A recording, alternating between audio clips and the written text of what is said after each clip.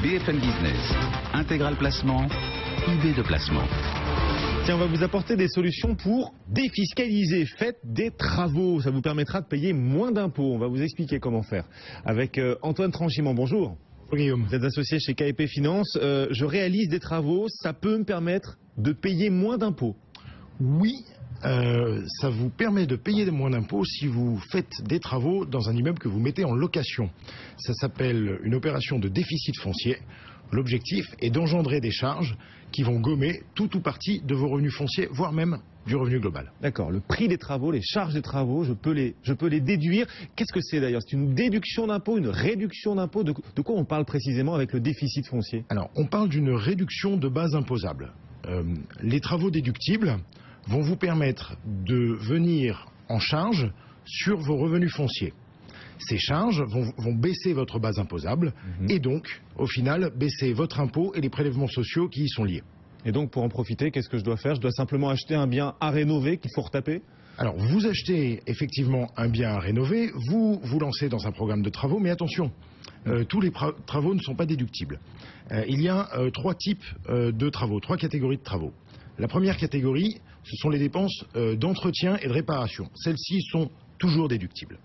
La deuxième catégorie concerne les dépenses d'amélioration. Celles-ci ne sont déductibles que lorsqu'on parle d'immobilier d'habitation. Donc pas de commerce, pas de bureau, pas de parking. Et puis enfin, les dépenses de construction ou reconstruction, celles-ci ne sont pas déductibles des revenus fonciers. Et parfois la limite est ténue entre ces différentes catégories. Il faut être très précis quant aux travaux qu'on exécute. C'est vrai que la frontière est parfois floue entre ce qu'on croit éligible au déficit foncier et ce qui ne l'est pas. Alors prenons des exemples pour bien définir cette frontière, des travaux que je pourrais penser éligibles au déficit foncier et qui en fait ne le sont pas. Alors, typiquement, tous les travaux qui vont consister à augmenter la surface habitable d'un logement ne sont pas éligibles au déficit foncier. Si vous transformez un grenier en appartement, même si vous n'avez pas eu besoin de permis de construire pour le faire, ne sera pas éligible. Ces dépenses ne seront pas éligibles au déficit foncier. Et à l'inverse, des dépenses que je pourrais croire pas éligibles au déficit foncier et qui en réalité le sont. Alors je vous ai dit tout à l'heure que les travaux d'amélioration étaient réservés aux immeubles d'habitation. Eh bien, le bulletin officiel des impôts nous dit que les dépenses d'amélioration réalisées sur une dépendance immédiate d'un immeuble d'habitation sont également immédiatement déductibles. En d'autres termes, vous bétonnez et éclairez des caves qui ne l'étaient pas, alors même qu'une cave n'est pas un local d'habitation, dans la mesure où il est rattaché à un immeuble d'habitation, vous pourrez déduire ces travaux de votre déficit foncier. Intéressant, une véritable astuce pour payer moins d'impôts, pour défiscaliser. Pas besoin que les travaux permettent de réaliser des économies d'énergie qui rentrent dans le projet de transition énergétique. Il n'y a pas de critères écologiques aux travaux que je dois réaliser. Il n'y a pas de critères écologiques à partir du moment où vous faites des travaux sur un bien qui est mis en location et que ces travaux sont éligibles au déficit foncier, vous pouvez vous les imputer. Bon, pour tous ceux qui souhaitent faire de l'immobilier défiscalisant finalement, qu'est-ce qu'il vaut mieux? Il vaut mieux acheter de l'immobilier défiscalisant à travers du neuf et le programme Pinel, ou à travers de l'ancien en faisant du déficit foncier? Qu'est-ce que vous conseillez? Alors ça dépend de la situation du particulier et du contribuable. C'est-à-dire que si vous avez des revenus fonciers, le déficit foncier va être beaucoup plus puissant que l'investissement dans l'immobilier neuf. Parce que les revenus fonciers sont extrêmement taxés, ils subissent votre tranche marginale d'imposition, ils subissent les prélèvements sociaux. Donc vous aurez plus d'intérêt à faire une opération de déficit foncier. En revanche, si c'est votre premier investissement immobilier et donc vous n'avez pas de revenus fonciers, l'investissement dans l'immobilier neuf, par exemple la loi Pinel, est une solution tout à fait intéressante. Voilà. Qui a intérêt à faire de l'immobilier neuf et qui a intérêt à faire du déficit foncier? De plus en plus de Français d'ailleurs recourent au déficit foncier. On a des statistiques là-dessus? Alors, je ne sais pas si on a des statistiques. Nous, on constate que le marché s'intéresse de plus en plus au déficit foncier pour plusieurs raisons.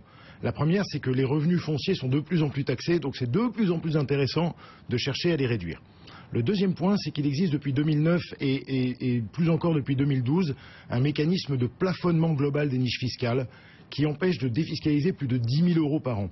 Le principe du déficit foncier est traité en dehors du plafonnement global des niches fiscales. On échappe au plafonnement? Absolument. Absolument, parce que c'est une réduction de base imposable, ce n'est pas une défiscalisation au sens strict. Donc évidemment, le fait d'échapper à cette contrainte oriente les contribuables vers ce type de solution. Bon, c'est bien, mais faire des travaux, ça coûte quand même assez cher. Ça s'ajoute au prix d'achat du logement. Ça signifie qu'il faut quand même pas mal d'argent pour pouvoir accéder à la technique du déficit foncier. Pas forcément. On trouve des produits à partir de 100 ou 150 000 euros, tout compris, c'est-à-dire foncier et travaux. Bien entendu, si vous voulez acheter un grand appartement familial dans le centre de Paris, ça va être un peu plus. Et si je suis pas capable de mener des travaux, je peux pas profiter de cet outil de défiscalisation qu'est le déficit foncier. Il faut forcément savoir faire des travaux, savoir commander des travaux. Non, vous avez deux manières de faire sans commander des travaux. Soit vous passez par une solution packagée où vous allez acheter un appartement et un volume de travaux prédéfini et l'opérateur va se charger du pilotage des travaux. Ça, c'est une première option. La deuxième option consiste à acheter des SCPI de déficit foncier. Donc, des SCPI de déficit foncier, ça existe? Absolument. Ce sont donc des SCPI, donc des sociétés de portage immobilier, qui vont investir exclusivement sur des immeubles à rénover. Et chaque actionnaire de la SCPI va intégrer dans sa déclaration de revenus la quote-part de travaux correspondante au nombre de parts qu'il a acquises. D'accord, donc je souhaite faire du déficit foncier et j'ai peu d'argent à investir, je peux le faire à travers des SCPI de déficit foncier qui ont un ticket d'entrée relativement bas, c'est combien? C'est quelques milliers d'euros, ça dépend des SCPI, mais on va dire que à 10 000 euros, vous pouvez investir en SCPI de déficit foncier. On imagine que l'autre intérêt, c'est que ça permet de mutualiser les risques sur les travaux. On ne sait jamais comment les travaux vont se terminer, s'ils vont aboutir aux résultats prévus. Passer par des travaux à travers des SCPI, c'est peut-être une façon de mutualiser mon risque. Absolument. Vous mutualisez le risque des travaux, vous mutualisez aussi le risque locatif, le risque de valeur des appartements, parce que vous allez investir immédiatement sur plusieurs immeubles. Oui. Ceci dit, je ne les connais pas, ces immeubles, c'est de l'immobilier papier. Je ne connais pas les immeubles dans lesquels j'investis à travers des SCPI. Alors, généralement, au moment où vous souscrivez, vous ne connaissez pas les immeubles. Pour autant, les maisons de gestion qui fabriquent ce type de SCPI vont vous donner une information claire sur le type d'immeuble, sur la localisation des immeubles qu'ils cherchent à acheter. Donc vous pouvez déjà vous renseigner sur leur stratégie. Il n'y a néanmoins pas que des bons côtés dans la SCPI. Il n'y a pas que des agneaux dans ce secteur, comme dans les autres. Hein. C'est pas tellement un problème d'agneau, c'est surtout que si vous voulez, chaque produit a ses avantages et ses limites. La limite de la SCPI de déficit foncier, c'est sa liquidité. Vous ne pouvez pas la céder quand vous le souhaitez et il faut attendre la liquidation du patrimoine pour récupérer votre investissement. Donc c'est souvent des investissements longs, entre 10 et 15 ans. L'autre point, c'est qu'il faut s'assurer que la SCPI n'achète pas les fins de programme de certains opérateurs de déficit foncier. Et donc il faut préférer les SCPI pure player, c'est-à-dire des gens qui vont vraiment être exclusivement gérants des SCPI, plutôt que des opérateurs de déficit foncier qui... Certains d'entre eux utiliseraient la SCPI pour liquider des appartements un peu moins intéressants que d'autres. Oui, ça signifie qu'il faut privilégier quel type de SCPI de déficit foncier? Quel style de gestion de la SCPI faut-il privilégier quand on est un particulier? Il faut s'orienter vers des SCPI qui achètent des immeubles entiers. Comme ça, on a dans la SCPI les meilleurs et les appartements les moins valorisés de l'immeuble. Et il faut s'intéresser aux gens dont c'est le métier exclusif de gérer des SCPI. Eh bien voilà, des conseils, des astuces extrêmement concrètes pour payer moins d'impôts en faisant des travaux ou en faisant faire des travaux. On a bien compris. Merci beaucoup Antoine, Antoine Tranchimant, associé chez KEP Finance.